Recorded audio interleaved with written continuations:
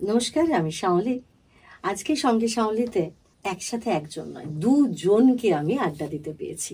আলাপ করিয়ে দেব আমাদের অজয় গুপ্ত দাদার সাথে। অজয় গুপ্ত, তার একটি নতুন বই বেরিয়েছে, জুঁই শাপলা পদ্ম আর হারানো ভিটে। নামটা কি সুন্দর দেখুন। আসলে এই নামটা উচ্চারণ করলেই আমার পরপর এতগুলো ছবি ভিড় করে আসে আমার মনের মধ্যে।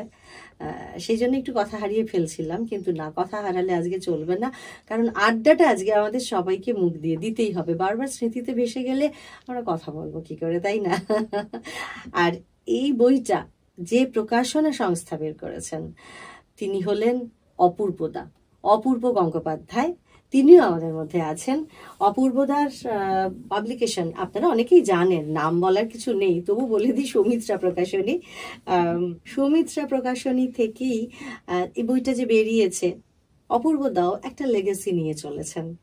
সেই জন্যই আজকে যে দুজনের সাথে কথা বলবো, গল্প বলবো, সেই দুজন আমার কাছে অতটাই ইম্পর্টেন্ট, কারণ এরা দুজনেই একটা সময়কে ধরে রেখেছেন, যে সময়টা আমরা উত্তরাধিকার সূত্রে পেয়েছি।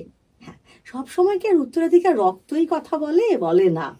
সাহিত্য সংস্কৃতির একটা উত্তরাধিকার হয়, আমরা সেই উত্তরাধিকার নিয়েই আজ কথা বলবো, এগিয়ে নিয়ে যাব। কেন? ওই যে আগামীটা আরো সুন্দর, আরো ভালো করতে, আরো আন্তরিক করতে, সারাক্ষণ এইরকম করে ওই মোবাইল স্ক্রিনে না থাকতে। কথা বাড়াবো না, আর চলে যাই সোজা, একেবারে প্রথমেই যাই অজয়দার কাছে। এখন যারা আমাদের আড্ডা দিতে দেখছেন তাদের আরেকটা কথা বলুন যে আমাদের আড্ডাটা আসলে এইখানে শুরু হচ্ছে না, শুরু হয়েছে অনেকক্ষণ আগে, প্রায় 1 ঘন্টা হতে চললো। এখন হট করে মনে হলো না, আচ্ছা চিনু সভ্যরাও এসেছে, আপনাদেরকে একটু ইনভলভ করে নিই আমাদের আড্ডার মধ্যে। তো সেখান থেকে আপনার এই বইটা লেখার কথা কেন প্রথম মনে এসেছিল? আমার বয়স তো যথেষ্ট হয়েছে, তুমি এটা বুঝতেই পারছ, বলেওছি লেখাতে। তো আমার একটা সময় মনে হলো জীবনে নিজেকে ভালোবাসার একটা পথ খুঁজতে হবে। এই জাস্ট নিজেকে ভালোবাসার জন্য, এবং যাদেরকে আমি ভালোবাসি তাদের কথা বলার জন্যই আমার এই লেখার সিদ্ধান্ত, কিংবা লিখে উঠতে পারাটার পেছনে যে মানুষ, সে তুমি যাকে পরিচয় করিয়ে দিলে, আজকে যে গল্প আড্ডার আরেকজন যে শরিক, সে অপূর্ব না থাকলে আমার হয়তো তুমি যা বললে জুঁই শাপলা পদ্ম ও হারানো ভিটে, কিন্তু আজকে আমি তোমার সামনে বসতে পারতাম না, গল্পের অংশীদারও হতে পারতাম না, আর বইও আসছো না বাজারে। তার পেছনে আরো একটা কথা বলা দরকার, এই যে ভালোবাসা আমার জেগেছিল, নিজের কথা বলা, ভালোবাসার লোকদের কথা বলা, তার পেছনে যে আমাকে উৎসাহিত করেছেন সে আমার অতি প্রিয় বন্ধু শ্রী শঙ্করলাল ভট্টাচার্য, যার লেখা আমরা অনেকেই পড়ে মুগ্ধ হয়েছি। আমি তার একজন মুগ্ধ পাঠকও বটে। আমি তার বহু লেখা পড়েছি, বহু বই সে আমাকে, আমি সৌভাগ্য যে সে আমাকে উৎসর্গও করেছে। তো এক কথায় যদি বলি, আমার নিজেকে ভালোবাসাটা প্রকাশ করার জন্য, ভালোবাসার মানুষকে কথাগুলো জানানোর জন্যই বইটা লেখা, আর কোনো উদ্দেশ্য মাথায় ছিল না, আজও নেই, ভবিষ্যতে হয়তো থাকবে না। কারণ আমার তো জীবনে উপান্তে এসে পৌঁছেছি, কত সময় বাকি আছে জানি না, কিন্তু এইটা যে করতে পেরেছি সেটা আমার একটা পরম সৌভাগ্য। প্রথমেই আমি একটা ব্যাপারে অমত হলাম, সেটা হলো মোটেই উপান্তে এসে পৌঁছননি, কারণ কার কখন চলাটা বন্ধ হয় সেটা কেউ জানে না, প্রথম কথা।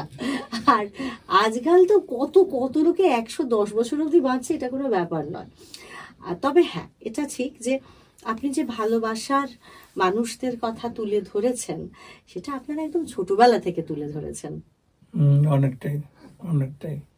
এবার আপনি ওপার বাংলায়, মানে কোন সময় ওপার বাংলা থেকে এপার বাংলায় এসেছেন? আমি 1963 সালে আমি ভারতবর্ষে আসি, কলকাতা শহরে। তো সেই হিসাবে আমার বয়স তখন প্রায় 21 বছর। আজকে আমার 82 বছর বয়স। দীর্ঘদিন এখানে আছে, এবং বইটার মধ্যে এই কথাগুলো ঘুরিয়ে ফিরিয়ে আমি বলার চেষ্টা করেছি, যার জন্য এটা কখনোই আমি এটা আত্মজীবনী ভাবিনি। আমি এটাই বলতে চেয়েছি, আমার স্মৃতিকথা মেমোয়ার্সের মধ্যে নিজের কথা বলার কিন্তু একমাত্র কাজ নয়, অন্যদের কথা বলা প্রথম অত্যন্ত ইম্পর্টেন্ট। সেইভাবে অনেকের কথা এসছে, বলাই বাহুল্য, যাদের অনেকের কথাই বলতে পারেনি, কারণ সবকিছু একটা সীমিত ইচ্ছের মধ্যে রাখতে হয়। যে কোনো বই আমার মতো লেখকের, যে এটাই আমার প্রথম প্রচেষ্টা, হয়তো বা শেষ প্রচেষ্টা। এর আগে আমি 2টো ছড়ার বই লিখেছি। একদম শুরুতে অল্প বয়সে লিখেছি পান্থবিকে বলে একটা ছড়া, তারপর বেশি বয়সে আমি লিখেছি বাঙালের ছড়াছড়ি। আমি আদ্যবান্ধব বাঙাল, অর্থাৎ মনে প্রাণে সব দিক থেকে। আমি যদিও ভারতবর্ষে নাগরিক হিসেবে ভারতবর্ষের, কিন্তু দেশ বলতে আমি কিন্তু আজও কিন্তু পূর্ব বাংলাকেই ভাবি, এটা আজকের বাংলাদেশ। এইটা আমি এটা কোনোদিন বোধহয় আমার বিস্মরণ হবে না। এটা কি যন্ত্রণা না ভালো লাগা? দুটোই মিক্সড। কারণ আমার যে অভিজ্ঞতা যেখানে থাকার, আমার এত আজকে যে বাতাবরণ সারা দেশে, যে বাতাবরণটা মানুষকে চিহ্নিত করা হচ্ছে ধর্মের বিচারে, অন্য খাদ্য খাবারের বিচারেও, কে গরু মাংস খায়, কে শুয়োরের মাংস খায় ইত্যাদি। কিন্তু আমরা এমন একটা সৌভাগ্যবান একদিকে, যেমন সুন্দর সময় কাটিয়েছি, যে আজকে অনেক জিনিসকে আমাদের অত্যন্ত বেদনা কষ্ট দেয় হয়ে গেছে, সহ্য করা কষ্টদায়ক হয়ে গেছে। এবং আমরা যে এসছি, আমরা কোনো দুঃখের ঘটনা নিয়ে আসিনি, এইটা সৌভাগ্য। সৌভাগ্যের পেছনে যদি কারণ বিশ্লেষণ করি, আমার বাবা ছিলেন স্কুলের হেডমাস্টার ঢাকাতে এবং অধ্যাপকও ছিলেন। বাবার ছাত্রদের মধ্যে অনেকে পুলিশের বড় কর্তা ছিল, রাজনীতিবিদ ছিল, মন্ত্রী ছিল ইত্যাদি। রাইট ফাইট হওয়ার আগে আমরা আগে অ্যাডভান্স খবর পেয়ে যেতাম যে রাইটের লাগাটা খুব সম্ভাবনা, আপনারা অন্য কোথাও শিফট করে যান। এইভাবে আমাদের কোনো প্রাণহানি পরিবারের কাউকে হয়নি। এই যে ব্যক্তিগত এরকম কোনো দুর্ভাগ্যের শিকার হয়নি বলে, এটাও বোধহয় একটা কারণ, কোনোদিন আমরা কোনো ধর্মবিদ্বেষী হতে পারিনি। তারপর অন্যান্য আবহ, পড়াশোনা, পারিবারিক পরিবেশ, সাংস্কৃতিক আদান প্রদান যেভাবে অন্য ধর্মের সঙ্গে আমাদের হয়েছে, স্মৃতিটা অত্যন্ত মধুর, বড় সুখের স্মৃতি। আমার বড় কষ্ট হয় বন্ধুদের কথা ভাবলে। এখনো তাদের সাথে যোগাযোগ আছে? সবাই চলে গেছেন, প্রায় 1-2 ছাড়া। যোগাযোগ ছিল তাদের সাথে ভীষণ ভাবে। আপনার এই বইটা পড়তে গিয়ে, এই বইটা ছাপারও আগে অপূর্বতা যখন আমার হাতে দিলেন, এবং আমি যখন বইটা পড়লাম, এবং এখানে আপনাদেরও বলে রাখি যে এই অপূর্বদার পাল্লায় পরেই আমাকে একটা অদ্ভুত কাজ করতে হয়েছে, সেটা হলো এই বইটির আনুষ্ঠানিক প্রকাশে আমাকে একটু কথার মালা গেঁথে ব্যাপারটা সাজিয়ে দিতে হয়েছিল। তো বলাই বাহুল্য, সেটা কিন্তু খুব সুন্দরভাবে তুমি করেছিলে। Thank you. তো সেই সময় পড়তে গিয়ে আমার যেটা মনে হয়েছে যে অন্তত একদম প্রথম পাতা থেকে অন্তত এটা কোনোভাবেই মনে হয়নি যে এইটা আপনার প্রথম লেখা গদ্য বই। এবং যেটা আমরা একটু আগেই আলোচনা করছিলাম যে আমরা যারা দেশভাগের যন্ত্রণা আমরা অনেকেই নিয়ে জন্মাইনি, কিন্তু আমরা এই দেশভাগের যন্ত্রণাটা ইনহেরিট করেছি। আমাদের স্মৃতি হয়তো সুখের, কিন্তু একটা দেশ ছেড়ে আজকে যখন চাকরি বাকরি ছেড়ে এই রাজ্য থেকে অন্য রাজ্যে চলে যেতে হয় ছেলেপিলেদের, তখন বাবা মায়েদের যন্ত্রণা হয়। তেমন ভাবে আমরা একটা দেশ উপরে চলে এসেছি। এবং আমি আপনাকে বলছিলাম যে আমার দাদু ওপার বাংলা থেকে এসেছেন, এবং তখন আমার বাবা 2 পিসির জন্ম হয়ে গেছে, এবং আমার দাদু একটা স্কুলের হেডমাস্টার ছিলেন, এবং তাদের রাতের অন্ধকারে ঠাকুমা 2 পিসি আর বাবাকে চলে আসতে হচ্ছে। দাদু এসেছেন আরো 2-3 বছর পরে, হয়তো আশা করেছিলেন আবার ফেরত নিয়ে যেতে পারবেন। এটা একদম ঠিক বলেছেন যে তখন ওই বাংলাদেশের আকাশে বাতাসে কিন্তু এই মানে ধর্ম নিয়ে ভেদাভেদটা ছিল না, এবং আমার মনে হয় আজও নেই আকাশে বাতাসে। এটা কিছু রাজনৈতিক স্বার্থান্বেষী লোকজন বা রাজনীতিকে কাজে লাগানোর জন্য এটাকে উস্কে রাখা, যেটা কিনা আমি সবসময় বলি একটা কলোনিয়াল হ্যাংওভার। কারণ ইংরেজরাও জেনে গেছিল এই দেশটাকে তখনই দুর্বল করা যাবে যদি এটাকে দুটো ভাগে ভাগ করা যায়।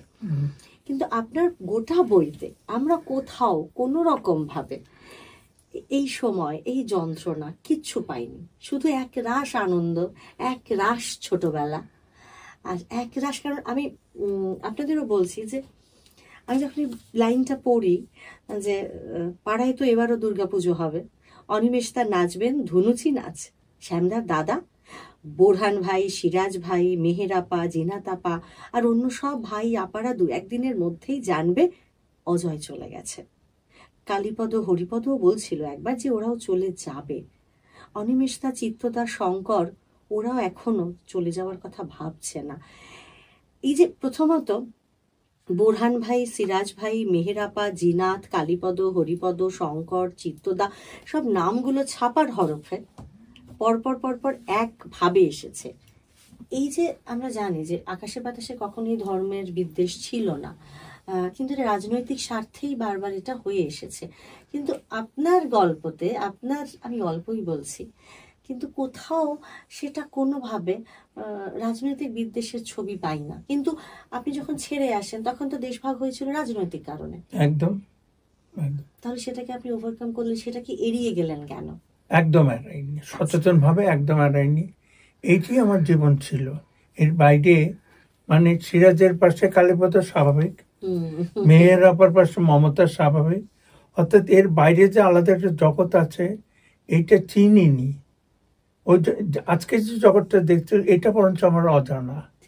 এই ঝগড়া বিবাদ বিসম্বাদ ধর্মীয় হানাহানি এই জগৎটা দেখিনি। যদিও এটা বলাই বাহুল্য যে ওখানে রাজনৈতিক দাঙ্গা হয়েছে, কিন্তু যেহেতু আমরা ওইভাবে আক্রান্ত হইনি এবং বিভিন্নভাবে যে ধর্মবিদ্বেষ ছড়িয়ে দুটো ধর্মকে আলাদা করার চেষ্টা হয়েছিল কিংবা হচ্ছে তার আমরা শিকার হইনি।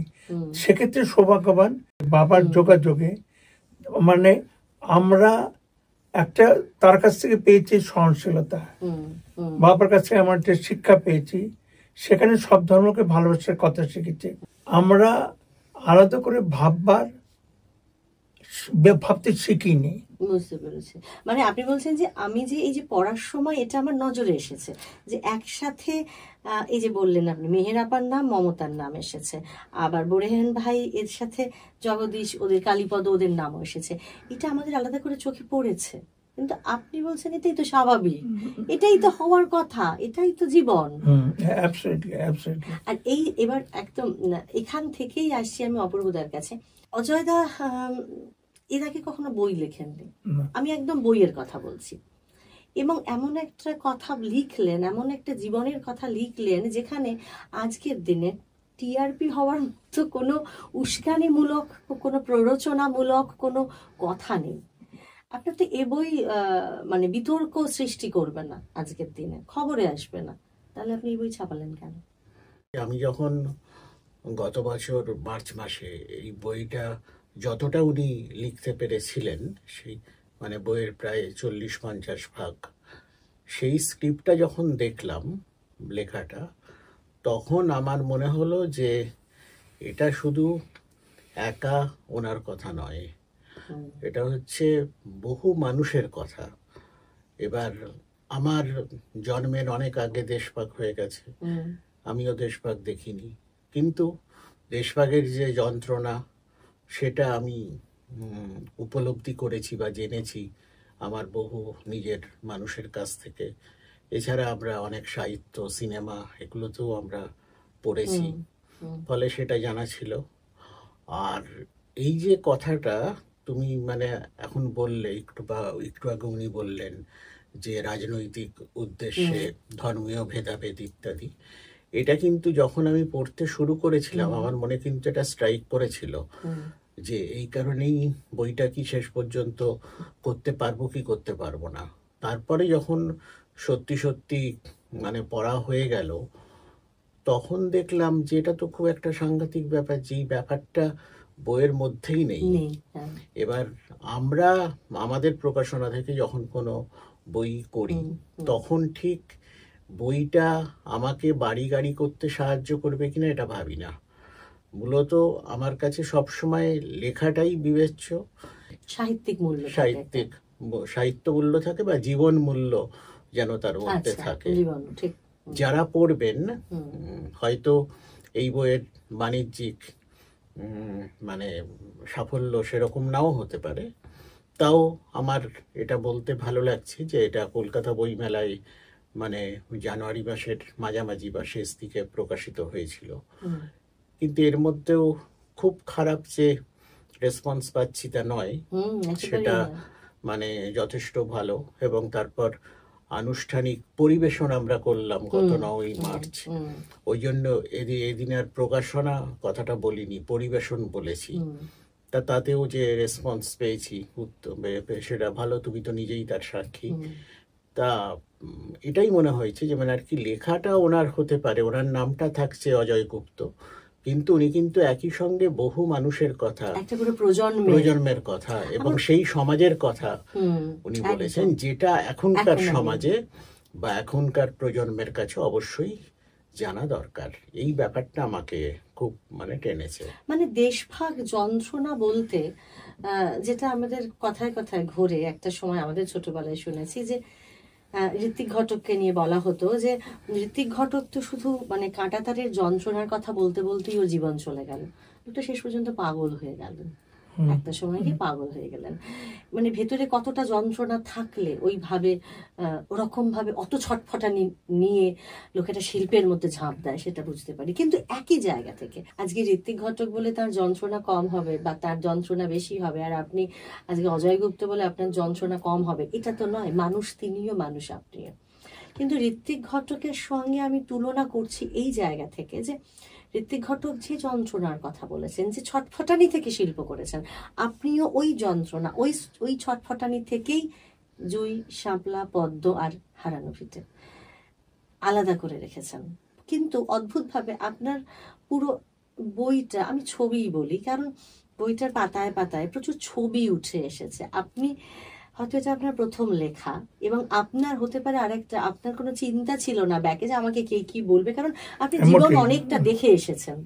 একদম না, হ্যাঁ, অনেকটা অভিজ্ঞতা আপনার, আপনি জীবন সম্পর্কে অনেকটা অভিজ্ঞতা দিয়েছে আপনাকে জীবন। তো সেই জায়গা থেকে আপনি খুব ইজি ফ্লোতে লিখে গেছেন, যেন মনে হচ্ছে আপনি স্টোরি টেলিং করছেন। হতে পারে ইটস আ রিটেন ফরম্যাট, কিন্তু এটা স্টোরি টেলিং হয়েছে। এবং যার জন্য আমরা যে একটু আগে আলোচনা করছিলাম যে আমরা যারা এই ঘটনাগুলো জানি, দেশভাগের কথা কিছুটা হলো মানে প্রত্যক্ষদর্শীর মুখ থেকে শুনেছি বলেই বলছি, আরো আমাদের কাছে এটা আজও ইতিহাস। এবং সেই জায়গা থেকে আপনার এই বইটা একই সাথে কিন্তু ইতিহাসের দলিলও একটা জায়গায়, কিন্তু সেটা আমাদের আরো দুটো প্রজন্ম পরে হয়তো তারা এটা হয় হিস্ট্রি হিসেবে পড়বে, অথবা এই বইটা তারা আপনার আত্মজৈবনিকমূলক উপন্যাস, মানে একটা ফার্স্ট পার্সনে লেখা হয়েছে, যেমন শ্রীকান্ত লেখা হয়েছে তেমনভাবে আপনার এই বইটা আপনি একটা ক্যারেক্টার, রাইটার নিজে একটা ক্যারেক্টার হয়ে গল্পটা লিখেছেন, কিন্তু এটা তার ইতিহাসের দলিল। তাহলে সেইটার মধ্যে আপনার ওই ছটফটানিটা কোথাও নেই। আপনার পুরো লেখাটা জুড়ে একটা সুন্দর শান্ত একটা আশ্রয়, একটা আরাম রয়েছে বইটার মধ্যে। না, এটা আমি অত্যন্ত কনসাসলি করেছি। আচ্ছা, অত্যন্ত সচেতন ভাবে করেছি দুটো কারণে। কারণ আমি বহু পার্টিশন লিটারেচার পড়েছি, নাটক, নোবেল, অন্যান্য ইতিহাস, সেখানে ম্যাসাকারের গল্প এত রয়েছে। তো আমি তার মধ্যে আমি একজন অর্বাচীন, আমি প্রথম লিখতে চাইছি। আমার মনে হলো যে ওই কথা তো অনেকেই লিখেছে, আমার ওর মধ্যে না ঢুকে আমি ভালোবাসার কথাটাই লিখি। আমি ওই জায়গাটার মধ্যে প্রবেশই করিনি, তার জন্য অন্য কথা উঠে আসেনি। এবং এইটা সচেতন প্রচেষ্টা, অত্যন্ত সচেতন। আমার বন্ধু, তার কথা এখানে আছে, ঢাকাতেও আমার কলেজের সহপাঠী ছিল কাশিনাথ, ওর একটা কথা এসছে, ওদের দুজনের বন্ধুত্ব, কাশি এবং রহিম। এটা প্রত্যেকটা, এখানে কিন্তু কোনো গল্প নেই সেই অর্থে, যেটা গল্প ফিকশন বলা হয়, বানিয়ে বলা কিংবা একটা কল্পনা করবো, সেটা নেই। প্রত্যেকটা কথা অত্যন্ত আন্তরিকভাবে সৎ এবং সত্য এইভাবে লেখার চেষ্টা করেছি, এই বেশি কোনো সন্দেহ নেই। কোনটা আমাকে বানাতে হয়নি, কোনো কাহিনীকে তৈরি করতে হয়নি, ঘটনাকেও তৈরি করতে, ঘটনা যেভাবে ঘটেছে সেইভাবে আমি ঘটনাটাকে প্রকাশ করার চেষ্টা করেছি যতটুকু ইয়েতে। আর যে জিনিসটা আমি মানে কনসাসলি করেছি যে ঘৃণার কথা তো অনেক বলা হয়েছে, ঠিক ঠিক, তো শুধু একটু ভালোবাসার কথা বললাম। বন্ধুরা দেখেছেন নিশ্চয়ই, যতক্ষণ দাদা কথা বলছিলেন আমি বইটাকে এইভাবে রেখেছিলাম। আমি এই কারণে বলছি, আমি যে বললাম একটা অদ্ভুত একটা আরাম। আপনারা একই সাথে বইটার প্রচ্ছদটা দেখুন, জুঁই, শাপলা, পদ্ম আর হারানো ফিটে। এবং যে জুঁই, শাপলা, পদ্ম নিয়ে যে সময়টার কথা, যে জায়গাটার কথা উনি বলেছেন, তার সঙ্গে আলাদা করে হারানো ফিটের যন্ত্রণাটাও রেখেছেন, কিন্তু এটাকে আলাদা করে দিয়েছেন, কারণ এইটাই সবটা নয়, সবটা আসলে এইখান থেকে এতটা। এবং সেই জন্য এই যে এত অন্ধকার, অন্ধকার, জলের অন্ধকার, তার মধ্যে শাপলা ফুটে আছে, তার মধ্যে কতগুলো এদিকে এই শাপলা পাতাগুলো আছে, কিন্তু তার মধ্যে দেখুন শালুক ফুলটা জেগে রয়েছে সাদা।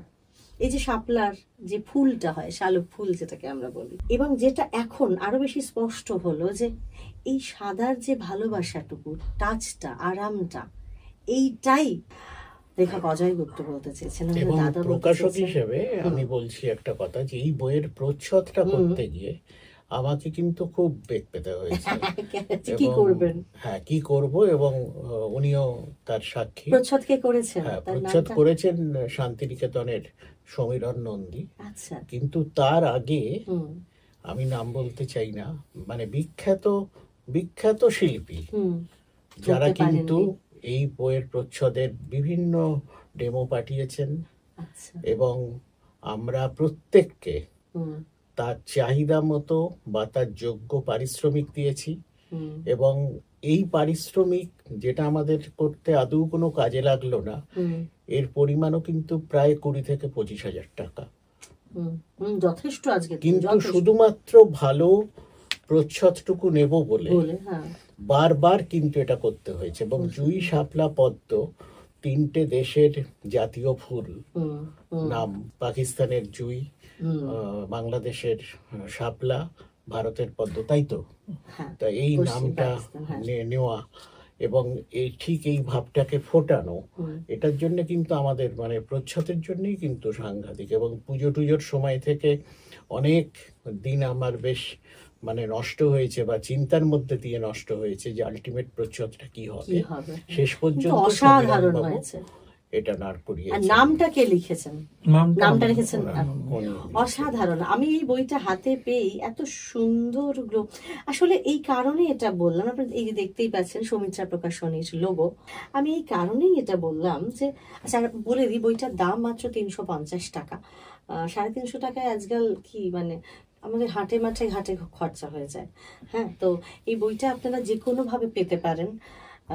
সৌমিত্রা প্রকাশনী থেকে পেতে পারেন, আমাদের বহু স্টুডিও থেকে পেতে পারেন। আমাদের জানালে, আমাদের মেসেজ করলে, এই ভিডিওটা দেখে এখানে কমেন্টে মেসেজ করলে আমরাও আপনাদের পৌঁছে দিতে পারি। যে কোনোভাবে এই বইটা পড়ুন। আসলে এই বইটার কথা কেন এতবার বলছি, যে এই বইটা একটা সময়ের দলিল, একটা সময়, যে সময়টা বারবার ঘৃণা নিয়ে রিপ্রেজেন্টেড হয়েছে বারবার বা বিভিন্ন সময় বিভিন্ন মানুষের দ্বারা। আর সেই সময়টাকেই অজয় গুপ্ত, আমাদের দাদা, ভালোবাসা দিয়ে মুড়ে প্রকাশ করেছেন। স্মৃতিগত ভালোবাসা, আদর, ছোট ছোট সোনার মুহূর্ত নিয়ে ঘিরে রয়েছে। এবং সেই মুহূর্তগুলো, সোনা মানে ভাববেন না যে ওই ধাতু সোনা, আমি বলছি এই মুহূর্তগুলো, একটা যে বিকেলের পরন্ত সোনালি আলো হয় না, একটু মন কেমন করে, একটু মেদুর, কিন্তু একরাশ ভালোবাসা মেশানো, সেই রকমই একটা অদ্ভুত আলো দিয়ে ঘিরে রয়েছে এই বইটা একটা সময়কে। আর বুঝতেই পারছেন, একটা বই যখন আসছে আপনার কাছে উপহার হিসেবে, সেই বইটা কত যত্ন করে, কত সুন্দর করে সাজানো হয়, তার পেছনে কতগুলো মানুষের দিন রাতের পরিশ্রম থাকে। এবং এখানে যেটা দাদা আবারও বললেন যে জীবন ইটসেলফ একটা ফিকশনাল স্টোরি, তো সেই ফিকশনগুলোকেই তেমন ভাবেই উনি রেখে দিয়েছেন। মানে ওটাকে আর আলাদা করে সত্যি মানে ফিকশন, আমরা যেটা মনে করি আমরাই ফিকশন বানাতে পারি, লিখতে পারি, কি বলবো, আরো অনেক বড় একজন রাইটার উপরে বসে রয়েছেন, যিনি প্রতিদিন আমাদের ফিকশন লিখে চলেছেন জীবনে। সেই রাইটারের ওপরে আমাদের আজকের এই রাইটার এক ফোঁটা কলম চালাননি। সেই রাইটার যেমন ভাবে লিখে রেখেছেন, উনি ঠিক তেমন ভাবেই সেই পুরো ফিকশনাল স্টোরি দেখেছেন জীবন ভরে, আর সেইটাই উনি জাস্ট লিখে আমাদের সামনে প্রেজেন্ট এই করেছেন। প্রসঙ্গে একটু বলতে চাই, এই যে নিশ্চয়ই। বললে যে উপরের যে একজন রাইটার আছেন, সত্যি এই ব্যাপারে কিন্তু আমার একটা বাস্তব অভিজ্ঞতা কিন্তু আচ্ছা। এই বইটা করতে গিয়েও হলো। আচ্ছা, এবং আমিও মোটামুটি পৃথিবীতে অনেকদিন কাটিয়েছি, এখনো হয়তো আরো কয়েকদিন থাকবো, কিন্তু বহাল তবিয়তে কাজ নিয়ে থাকবো সবাই মিলে, কিন্তু একদম। ও, এই যে অজয় গুপ্ত মানুষটাকে চিনতে গিয়ে আমার কাছেও কিন্তু জীবন অভিজ্ঞতাতে অন্যরকম ভাবে সমৃদ্ধ হলো। আচ্ছা, দুটো ব্যাপার, অভিজ্ঞতা, হ্যাঁ, শুনি, শুনি। একটা ব্যাপার হচ্ছে যে এই বইটা কিছুটা ট্রান্সক্রিপশন করতে হয়েছে, এবং কিছুটা উনি যেহেতু একটু অসুস্থ হয়ে গেলেন গত বছর থেকেই, এবং ওনার সেরকম ভাবে কথা বলার শক্তি বা ইত্যাদি উনি পাচ্ছিলেন না, তা আমাকে মে মাসে শেষ সপ্তাহে গত বছরে দিল্লি চলে যেতে হয়েছিল এই বইটা করব বলে, এবং ফ্লাইটে যাতায়াত এবং ওখানে ভালো গেস্ট হাউসে থাকা 5-6 দিনের প্ল্যানে। কিন্তু একদমই মানে অবিশ্বাস্য লাগবে শুনলে, ওই স্পেলে কিন্তু কোনো কাজই করতে পারলাম না, কারণ আমি যাওয়ার পর উনি এত অসুস্থ হয়ে গেলেন যে মানে ওই 5-6 দিনের মধ্যে যে আমার সঙ্গে ওনার কার্যত দেখাই হলো না। প্রথমে উনি একদিন এলেন, মিনিট 10 মানে কথা বলার পরেই উনি অসুস্থতা ফিল করলেন, এবং আলটিমেট ওনাকে বাড়ি চলে যেতে হলো। এবং আমার তখন খুব খারাপ লাগলো যে এরকম একটা এতে এলাম, কিন্তু কিছুই কাজের কাজ কিছুই হলো না। কিন্তু তারপর আবার ওই যে ওই ভগবানের বা ঈশ্বর আমরা যাই বলি, বা কোনো পাওয়ার, মানে কপালে থাকলে যা হয়, উনি যখন জুলাই মাস নাগাদ বা জুন মাস নাগাদ উনি যখন ডাক্তার দেখাতে কলকাতা এলেন, এবং সেই ডাক্তার দেখানোর জন্য কলকাতাকেই বেছে নিলেন, তখন উনি মানে যে ডাক্তারের চিকিৎসাধীন এখনো আছেন, এত মানে দ্রুত উন্নতি দেখলাম, তার শারীরিক উন্নতি, এবং সেই সঙ্গে এত দ্রুতভাবে কাজ এগোতে লাগলো। বা ওই যে আমরা একটু আগে তুমি বললে যে কাজ করতে করতেই বেঁচে থাকবো, হয়তো এইটা ওনার একটা মানসিক একটা ভীষণ চাপ ছিল তখন, যে বইটা শেষ হবে কিনা বা আদৌ কি হবে, কিন্তু সেটা যখন উনি করতে পারছেন তত দেখছি উনি ভালো হয়ে যাচ্ছেন। নিশ্চয়ই ডাক্তারি ওষুধ কাজ করছে, কিন্তু এই যে মানসিক চিন্তা, এক একটা চ্যাপ্টার শেষ হয়ে যাচ্ছে। কলকাতায় উনি যে ওনার বাড়ি আছে, সেখানে আমি রেগুলার গিয়ে, দুবেলা করে গিয়ে, বা কখনো রাত্রির বেলা থেকে রাত্রির বেলা 2-2-2:30 পর্যন্ত ওনাকে সঙ্গে কাজ হয়েছে, মানে শুনে। তাই এটা যত হচ্ছে 2-2-2:30 কাজ করেছেন হয়েছে, এবং ওই রকম শারীরিক অবস্থা, যিনি কিনা অসুস্থতা চিকিৎসা করাতে, হ্যাঁ, এবং যত উনি মানে আর কি তত দেখছি যে মানে আর কি উনি কিন্তু এনার্জি পাচ্ছেন করতে করতে, মানে হঠাৎই কিন্তু মনে হলো যে মানে খুব দ্রুত কাজটা শেষ হয়ে গেল।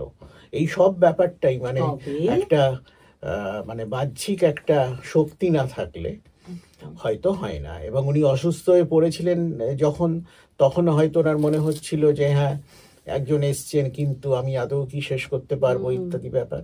আমি বলছি না যে এর সঙ্গে কোনো ইন্টার রিলেশন আছে, এরকম নয়। ডাক্তার, চিকিৎসা, এসবের ব্যাপার তো নিশ্চয়ই আছে, কিন্তু আলটিমেট তো মানে উপরে ম্যান প্রপোজেস, গড ডিসপোজেস। একদম একদম। আর একটা উইন আমি যেটা ছোট্ট করে এখানে বলছি, আমি জানবোই আপনার এই সময় এই নিয়ে আপনার কি ফিলিং। আমার তো হলো পার্কিনসন্স, আমার হাত এমনি করে কাঁপতো, কাপ ধরতে পারি না, লিখতে পারি না। আমার 2বার হার্ট অ্যাটাক হয়েছে, আমার স্ট্রেন বসানো আছে। তারপর আমার সেরিব্রেল হলো, সেরিব্রেল হয়ে কণ্ঠ বলে একটা সিনেমা তোমরা হয়তো দেখেছো, কণ্ঠ সিনেমার সঙ্গে খুব রিলেট করতে পারি। আমি একটা সময় যৌবনে কলকাতায় যখন এসেছিলাম, আমি ইমপ্রেসের কাজ করতাম, বিভিন্ন অনুষ্ঠান করা, বাণী ঠাকুর, অর্ক সেন, সুমিত্রা সেন ইত্যাদি, তাদেরকে নিয়ে সব। একজন নৃত্যশিল্পী ছিলেন কি মজুমদার, আরতি মজুমদার বোধ হয়, তাদের নিয়ে চিত্রাঙ্গদা, শ্যামা ইত্যাদি নৃত্য করেছি। তো বলতে হতো ইংরেজি বাংলায়, বিভিন্ন রকম অনুষ্ঠানে তাদের সঙ্গে কথা বলতে হতো। তো কণ্ঠ ছিল কিন্তু একমাত্র আমার সম্পদ, অবলম্বন। আমাদের সেরিব্রেল হলো, স্পিচ যখন গার্বেল হয়ে গেল, আমি লিখতে পারি না। লেখাটা আমার একটা শখ ছিল, ভালোবাসার জিনিস ছিল। পড়তে পারি, শুনতে পারি, বলতে পারি না। বলতে পারছেন না। তো আমার প্রথম সেরিব্রাল যখন অ্যাটাক হলো, যখন আমি স্পিচটা সবচেয়ে বেশি এফেক্টেড হলো, এখন তবু লোককে কথা বোঝাতে পারছি, বুঝতে পারছি আমরা স্পষ্ট। অস্পষ্ট হলো, কিন্তু আমি জানি আমার কি অডিও ফ্রেন্ডলি ভয়েস ছিল। কিন্তু সেরিব্রাল হতে আমাকে কলকাতার যে ডাক্তার আমাকে দেখলেন, সেই ডাক্তারকে বইটা কিন্তু উৎসর্গ করেছি। এবং আমার আপন ভাগ্নে, সেও ওখানে ডাক্তার নিউরোলজিস্ট, যে আমাকে এই চিকিৎসার ব্যাপারে সবকিছু দিল্লি থেকে নিয়ে এসছে, এই তিনজনকে কিন্তু আমি বইটা উৎসর্গ করেছি। ডক্টর ঋষিকেশ কুমার, ডক্টর সুপ্রিয় চৌধুরী, আর আমার পুত্রবধ, আমার পুত্রের মতোই আর কি। আর ওপার বাংলা শেখ ফজলুল, ওরা তো দুজনেই, মনি আর আলী জাকের। শেখ ফজলুল মনি শেখ সাহেবের ভাগ্নে, কলেজের বন্ধু ছিল, বঙ্গবন্ধুর ভাগ্নে। আলী জাকের তো বিখ্যাত নাট্য ব্যক্তিত্ব, তো অনেকেই জানে। এই বইটা লেখাটাও তো একটা গল্প। এইটা যেটা অপূর্ব বললো, সেটা আমার মাঝে মাঝে মনে হয় আমি তো বেঁচে উঠলাম। কারণ আমি যেভাবে এসেছি, আমাকে প্রসেনজিৎ যেভাবে নিয়ে এলো, ফ্লাইটে করে আমি নামলাম কলকাতায়। আমি যখন হাসপাতালে গেলাম, এই হাসপাতালে বহুবার আমি গেছি চিকিৎসা করাতে, নিয়মিত করাই সেরিব্রালের পর। ডাক্তার আমাকে বললেন, মিস্টার গুপ্তা, তুমি একটু ওয়াক করো তো। ওয়াক আমি করতে পারি না, কাউকে ধরে আমাকে ওয়াক হাঁটতে হয়। তো হাঁটা দেখে বললেন যে তুমি ভর্তি হয়ে যাও। রাত্রেবেলা আমাকে যখন দেখতে এলেন, যখন হাসপাতাল বন্ধ হয়ে গেছে, বললেন তোমাকে আমি ভালো করে তুলবো, তুমি তো আবার কিন্তু চলতে পারবে, হয়তো লিখতেও পারবে। লেখা কষ্ট হয়, কিন্তু তবুও ধীরে ধীরে, যার জন্য ট্রান্সক্রিপশন করা আমার পছন্দ হয়নি। একটা বলা লেখার মধ্যে অনেক তফাৎ আছে। অপূর্ব সাক্ষী, আমি ট্রান্সক্রিপশনের যেগুলো বেরিয়েছিল প্রায় সবটাই আমাকে খোল নলছে বদলে দিতে হলো আর কি। কারণ আমার কারণ ছিল যে সেই সময় উনি যে ভয়েসে কথা বলছেন, সেটা তো বোঝাই যাচ্ছে না, সামনে থেকেও বোঝা যাচ্ছে না, রেকর্ডেও বোঝা যাচ্ছে না। তো সেই জন্য যদি সেইখানে কোনো কারণে আমরা থেমে যেতাম, ভাগ্যের বিপর্যয়ে, তাহলে কিন্তু বইটা হতো না। কিন্তু আজকে উনি সেখান থেকে রিকভার করেছেন বলেই কিন্তু বইটা অবশ্যই। এবং সত্যি এটা একটা কথা বলতে আমরা মানি, এটা উপরওয়ালা হোক, একটা কোনো পজিটিভ ফোর্স হোক, একটা কোনো সুপার ন্যাচারাল পাওয়ার হোক, একটা কোনো এক্সট্রিম সুপ্রিম পাওয়ার, যে ভাষায় তাকে আমরা যে নামে ডাকি, যাই হোক না কেন, কিন্তু তার সাথে ওই যে মানে বিশ্ব সাথে যোগে যেথা বিহারও, সেইখানে যোগ তোমার সাথে আমারও। তা আসলে ওই বড় পাওয়ারেরই তো আমরা ক্ষুদ্র ক্ষুদ্র অংশ, সেটাই তো আমাদের সবার মধ্যে ছড়িয়ে আছে। আমাদের শুধু এটাকে জাগাতে হয়, ওই ভেতরের শক্তিটাকে। আমি এই কারণে এই কথাগুলো বলবো। আমরা যারা আজকাল খুব চট করে একটু বিরক্ত হয়ে পড়ি, এই বাবা কি হ্যারাসমেন্ট, বাবা কি সমস্যা, বাবা কি প্রবলেম, সারাক্ষণ এগুলো বলি, যেগুলো আমাদের হাতে আছে আমরা অ্যাভয়েড করতে পারি। সেগুলোকে আমরা কত বড় করে দেখি, কিন্তু সেগুলো কত তুচ্ছ, কত ছোট, সেইগুলো মনে হয় জানেন যখন এই রকম মানুষদের সামনে বসি, যারা এমন কিছু বিপদ, এমন কিছু ঝামেলা, সত্যিকারের সমস্যা মানে ফেস করছেন, যেটা তার হাতে নেই, যেটা তিনি নেগলেক্টও করতে পারবেন না, কোনোভাবে সেটাকে অস্বীকার করতে পারবে না, কারণ সেটা বেঁচে থাকার সাথে প্রতি মুহূর্তে জড়িত। তাদের সামনে বসলে মনে হয় আমাদের এই ছোট ছোট ব্যাপারে বিরক্ত হয়ে যাওয়া, আজকের দিনে রেগে ওঠায়, এই শর্ট টেম্পার্ড না, আমার ভালো লাগে না, এই চট করে ভালো লাগে না বলাটা, কাজ শাক করে, এটা কত তুচ্ছ, কত ছোট, কত হেয় আর কত হাস্যকর। জীবন এভাবেই আমাদের প্রতি মুহূর্তে শিখিয়ে যায়। আমি তার আগে একটা কথা বলছি, কোনোভাবে যদি বইটা ধরো আজকে না হতো, তাহলে হয়তো আজকের এই দিনটা আসতাম না, বা আমরা হয়তো তোমার স্টুডিওতে আসতাম না, সবই ঠিক আছে, কিন্তু আমরা একটা সময়ে দলিল পেতাম না, দলিল পেতাম না, এটা একটা ঠিক। আর সেকেন্ড হচ্ছে যে একজন মানুষের অনুভবকে আমি কিন্তু প্রত্যেক মুহূর্তে ফিল করছিলাম। যিনি আমাকে অজয় দার সঙ্গে যোগাযোগটা করিয়ে দিয়েছিলেন, শঙ্করলাল ভট্টাচার্য, শঙ্করলাল ভট্টাচার্য কিন্তু খুবই মানে আপসেট হয়ে যেতেন, এবং এই আঘাতটা উনি হয়তো নিতে পারতেন না, কারণ আমি যখন দিল্লি থেকে বলেছিলাম ফোনে যে যেটা বললাম যে আমি মানে যে স্পেলটাতে আমার কোনো কাজই হলো না, গিয়ে ফেরত আসতে হলো, তখন উনি মানে ফোনে শুনে এমন ভাবে মানে আর কি হতাশ হলেন যে মানে আর কি আর কোনো কথার ব্যাপারই নেই, ওনার মতো একজন এনার্জেটিক মানুষ ইত্যাদি ব্যাপার। এবং তারপর থেকে প্রতি মুহূর্তে কলকাতায় যখন কাজটা হচ্ছে তখন সকালে একবার ফোন করে বিকেলে একবার ফোন করে জিজ্ঞেস করছেন যে কতটা হলো। বুঝতে পারছেন, শঙ্করলাল ভট্টাচার্য, যাকে আমরা পণ্ডিত বলে জানি, যিনি মানে যার মতো পাণ্ডিত্য, যার মানে আমি সত্যি মানে কিছু কিছু মানুষের সামনে দাঁড়ালে মনে হয় ইস কত কম পড়েছি। এখনো পার্থ ঘোষ, পার্থদা আজ আর আমাদের মধ্যে নেই, রাত বিরেত পড়তেন। সৌমিত্র চট্টোপাধ্যায়, দেখা হলে বলতাম কি বই পড়লেন আজকে, মানে এত ভয় যে আমি শিওর থাকতাম ও বই আমি জীবনে নাম শুনিনি, এমন কিছু বই পড়, পাতা উল্টে দেখা তো দূরের কথা। আর একজন এই শঙ্করলাল ভট্টাচার্য। এবং এটাও আমাদের আরেকটা শিক্ষণীয় বিষয় যে দেখুন, শঙ্করলালদা যে মাপের লেখক, কিন্তু লেখার আগে শঙ্করলালদা তো জানতেন না যে দাদা এরকম লিখতে পারেন, তো কাজেই বা লিখতে পারবেন। কিন্তু এটাও একটা দেখার, দেখুন ওই মাপের একজন মানুষ দাদাকে কনস্ট্যান্ট মানে এই যে আরেকজন সাহিত্যিকের কাছ থেকে আরেকজন লেখকের কাছ থেকে লেখা আসছে না বলে যে ছটফটানি, সেটাও কিন্তু শিক্ষণীয়। সেটা কিন্তু আমি খুব উপলব্ধি করেছি, কারণ উনি হয়তো কথা বলতে পারছেন না বলে, উনি হয়তো সরাসরি খবর পাচ্ছেন না, কিন্তু আমার কাছ মাধ্যমে জিজ্ঞেস করা যে উনি কেমন আছেন, কি ব্যাপার। এখনো তো দেখেছি একদিন দুদিন অজয়দার ফোন না পেলেই উনি হয়তো জিজ্ঞেস করেন। বন্ধুত্ব অত্যন্ত একটা বইয়ের বন্ধুত্ব আছে। আর এখানে আপনি আরো একটা বড় কাজে সৌভাগ্যবান হয়েছেন যে আপনি যখন এরকম করে কম্পেয়ারিং এর কাজ করতেন, অ্যাঙ্কারিং এর কাজ করতেন, তখন একবার অমিতাভ বচ্চন আপনার প্রশংসা করেছিলেন। এটাও একটু দলিল হয়ে থাক, সময়ের দলিল। লজ্জাস্কর হয়ে যাবে লোকে এখন আমার কথা শুনলে। না, দাদা একসময় বিভিন্ন জায়গায় ভালোবেসেই অ্যাঙ্কারিং এর কাজ করে বেড়াতেন, বাংলা, ইংরেজি, হিন্দিতেও কখনো কখনো বিভিন্ন জায়গায়। একবার বোধহয় বম্বেতেই অনুষ্ঠানের সময় অমিতাভ বচ্চন পাশেই এসেছিলেন আরেকটা স্টুডিওতে কোনো একটা ফিল্মের শুটিং করতে, সেখানে দাদারও একটা কাজ চলছিল। সেই সময় এসে জানিয়ে গেছেন যে অনুষ্ঠানটায় দাদার ধারাভাষ্য শুনে, অ্যাঙ্কারিং শুনে, সঞ্চালনা শুনে তার খুব ভালো লেগেছে। দাদাকে জানানি কিন্তু আরেকজনের মারফত বলে গেছেন। এবং সেই মানুষটি যখন লিখবেন তিনি তো তার মনের কথাই হুড়ু করে লিখে যাবেন। আবারও বলছি, স্টোরি টেলিং এর ফরম্যাট পাল্টেছে চর্যাপদ না, তারও আগে বেদের সময় থেকে শ্রুতিকাব্য, বেদ শুনে শুনেই আমাদের চলে এসেছে। সেইখান থেকে পাল্টে পাল্টে আজকে আমরা আবারও স্টোরি টেলিং এ ফিরছি। এবং এই স্টোরি টেলিং এর একটা জাজ্জল্যমান প্রমাণ আজকে সুমিত্রা প্রকাশনীর মাধ্যমে আমাদের সামনে এসে উপহার হিসেবে এলো।